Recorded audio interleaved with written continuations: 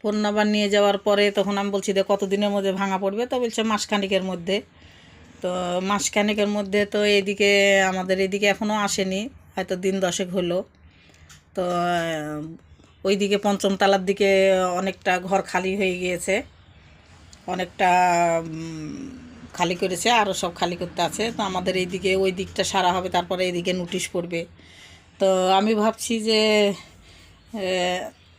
ফাল্গুন মাসের মেয়েকে আবার বললাম যে ফাল্গুন মাসের দিন কবে আছে দেখ।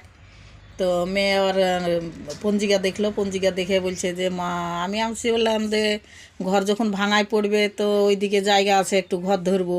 তো পুষ মাসে তো হবে না, পুষ মাসে কোনো মানে ভিট পুজো করবো তো কোনো তিথি নাই।